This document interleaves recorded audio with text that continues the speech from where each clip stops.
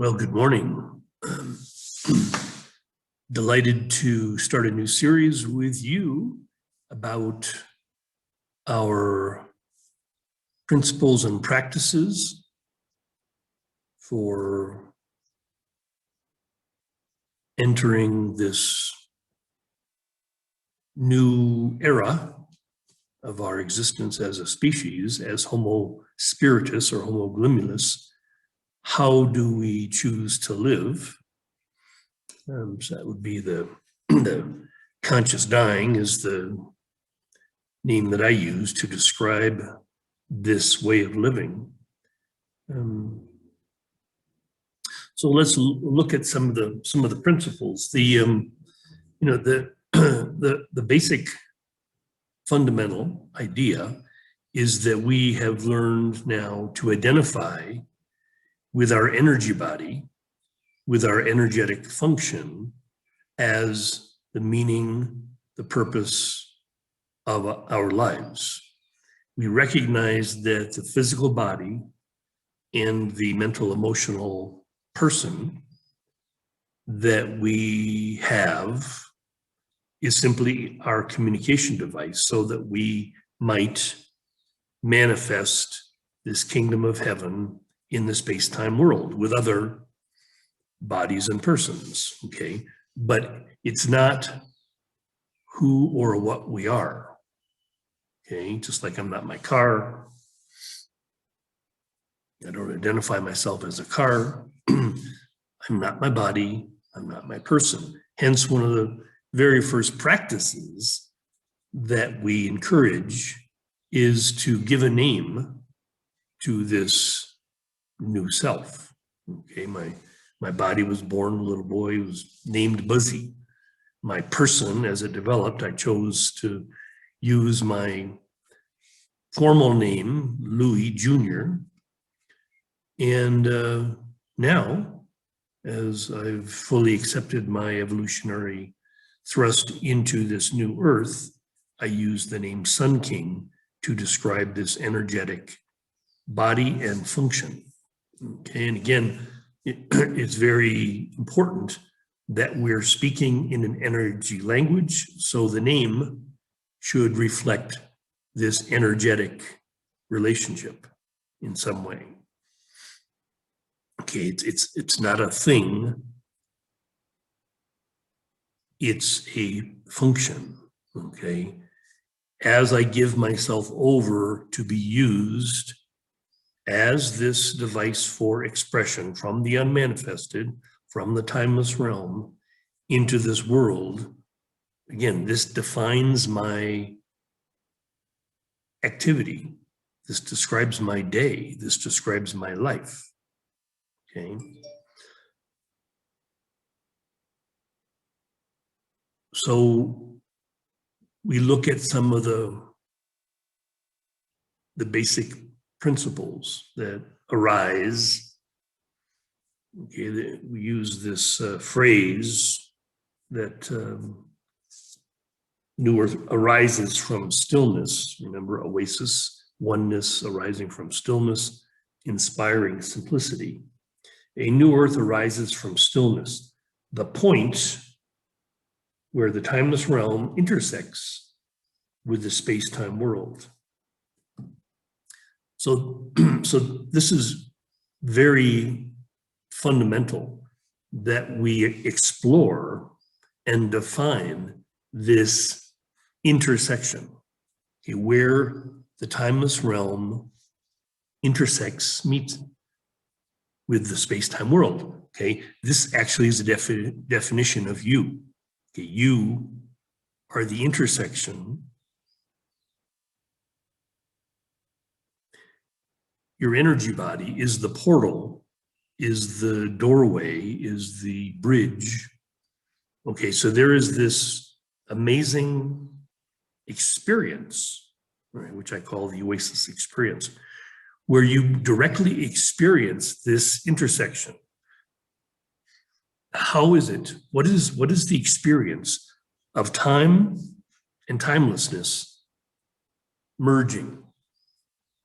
I mean, it's a pretty amazing thing. This is again the portal between heaven and earth, between the timeless realm and the space-time world. So this will begin to define everything about our lives, everything about our behavior, our activities, okay?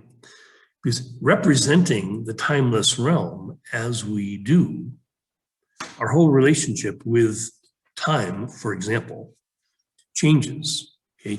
We're not thinking of time the way the world, the unconscious conditioned mind, thinks about time as a commodity, as a limited commodity. You've got 60 minutes in an hour, you've got 24 hours in a day, you've got 7 days in a week. That's not any longer how we see time.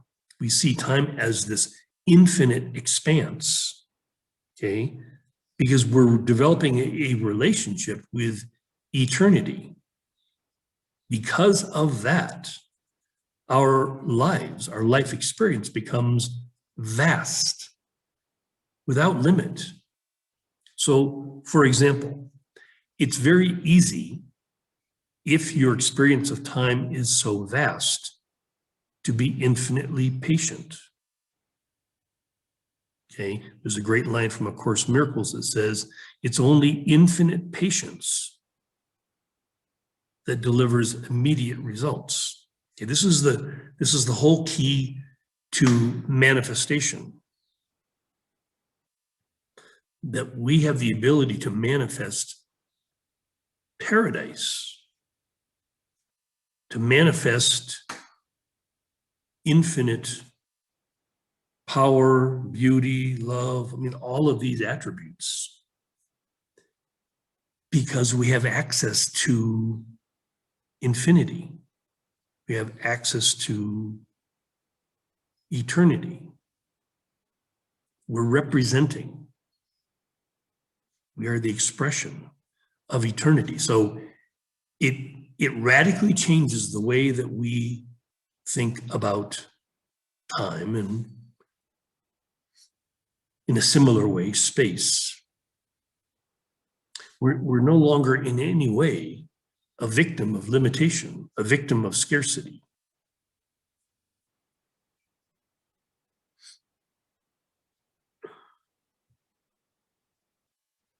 Very key, okay? So you would say, in the same way that we have the ability, because of our relationship with eternity, to have infinite patience. We also, because of our relationship with eternity, infinity, we know experientially, we know the fullness of abundance. That life is infinitely abundant. Okay, just like there's an abundance of time, there's an abundance of everything. There's an abundance of energy. There's abundance of beauty. There's an abundance of love. There's abundance of light, of power, of, again, all of these attributes we see in abundance, not in a limited commodity. You talk about love, for example. I mean, most everybody understands special love, whether it's romantic love or the love of your pet or the love of your child or whatever. This is like special love. I love because you are special to me. Okay, we're talking about a love that is radically different. That's not defined at all by specialness. It's a universal love. It's the best way I can describe the energy of love is using the corollary, which is the energy of light, okay? And using the sun as a representation, okay? The reason, one of the many reasons why I'm here in Ecuador is because I had a deep attraction to the spiritual, metaphysical understanding that the Incas had with the sun. And very many ancient high cultures had their own deep relationship with the sun. Why? Because the sun would be the best representation of God of this timeless realm. And literally, the sun also is the source of all physical energy. Everything in our solar system, everything in our world, energetically comes from the sun, at this physical level. Okay, again, our function is to mimic the sun, but at a higher level, at a spiritual level. Okay, we're mimicking the sun. The sun is ever present. The sun's energy is seemingly infinite. I mean, technically, it's not, but relative to our space-time world, it's infinite. It's gone on for billions of years, and it will continue for billions of years more. So, all practical purposes, it's infinite. It's without end. Okay. This is again a model, a teacher for us, and so developing a relationship with the sun was very key to the Incas. Okay, it's very key to my life. It's very important, and this would be part of the practice of those living in community, conscious living, is to have this deep relationship with the sun, and especially living in this equatorial band, which I recommend for everyone to live between the Tropic of Cancer and the Tropic of Capricorn, that this is where the whole oasis, new earth will be constructed, because this is where you have the best relationship with the sun, the most powerful relationship with the sun. So as such, the length of day here doesn't change hardly at all, 20 minutes each day. It's not like Minnesota where I used to live, where the length of day changes 8 hours, from the shortest day of the year, 8 hours long, to the longest day of the year, 16 hours long. That's like crazy. It doesn't make any sense that humans would live there other than a migratory relationship. Migratory cultures could live pretty much anywhere as long as they kept migrating, following the sun. Okay. Those of us that would choose an easier, softer way just make the simple choice to live in this equatorial band, especially at altitude where you have perfect weather, perfect temperatures, year-round gardening, farming, whatever. But the key is to arise. For me, it's at least 3 hours before the sun, to become fully present, to become fully prepared for the day, to maximize your contribution, okay, and to maximize your relationship with the sun. It just makes perfect sense. This dynamic is going to feed you. You're going to be energetically that much more powerful if you're seeing the reality of the sun as, at the physical level, your source.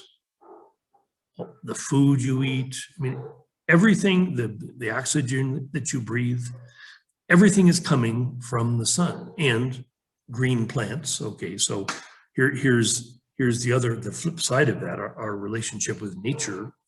Again, here in Ecuador, infinitely abundant. It's just incredibly verdant, okay, lush. It's like living in the jungle, but it's not the jungle. Here we are in the mountains, but we have tropical foliage. It's just like crazy, beautiful. Okay, so to have this relationship with the masculine representation of this energetic principle, the sun, and then the feminine representation of the energetic principle, plants, earth, okay, this is key. Our relationship in balance, in harmony with nature, the natural principles will become our principles. We will be living, I am living in a new earth. We live in perfect harmony with the elements, with nature, with energy. It's all the same thing. Okay, so this is primary. Your relationship with the sun, You got to be getting up at, whatever. So if you're living in a place like Minnesota, to be up 3 hours before the sun in the summer times means that you're not getting very much sleep. You have to be up by 1 o'clock. So here, I get up by 3 to be ready. The sun right now, it's getting close to 6. The sunrise here officially is 6:20, but it starts getting light around 6. And it's very, very important to be fully present, to be fully aware of this miracle, okay, the miracle of a day. I mean, that's the reality that I live with, and the reality that I'm inviting you to live with is seeing each day, each sunrise as this stunning miracle. It's to be fed with this miraculous energy. It's how we live with gratitude and enthusiasm, because we're filled with this energetic reality. We're filled, we're paying so much attention to it that no little detail is missed. Okay, to hear the bird song, to see the early morning and the color green, right? The color green doesn't exist at night. Okay? The color green comes with the morning light. It's amazing. It's so incredibly beautiful. So to be washed with this miracle every morning, it's a pretty good way to start the day. It means you're going to have a really good day, no matter what happens in the form of the day is irrelevant, because it's not the form that matters. It's the substance. It's the energetic flow. It's again, this opportunity exists for us to be these whirling dervishes of powerful energy every day. And like I say, it results in maximal health in our mental, emotional stability. Like there's no, again, for unconscious humans, their mental, emotional state is always running in some sort of interference pattern with the ability to be in bliss, in joy, in maximal contribution. Oh, I feel depressed today or tired, whatever. It's just whatever emotional state you can even imagine is normally, for unconscious beings, a very dumbed down state of representation of the infinite, of eternity, of the unmanifested, of God, it's like, again, this is how we're coming to live in a new earth. We live as gods, goddesses. We live as that. And that's how we live, because we're literally being fed by that energetic principle. We become God-like, because that's what it is. God is the unmanifested, what Eckhart calls God. This energetic principle, this supreme energetic principle, is feeding us, guiding us moment by moment. So we're literally imbued, which is what enthusiasm is. We're being filled with God, the unmanifested, moment by moment by moment by moment. So this is what I'm saying from the beginning. When we study these principles and practices, the whole game has changed. There's very little of that old world that makes sense any longer. We're living in a radically different world. This new earth is radically different than the world of the egoic and the tribal consciousness. So welcome to this day. I'll do this with you every day, because this is part of my gift to my world, to deliver this message of extreme trust, confidence, knowing. I love you so much. Be happy. Boop, boop, boop, boop.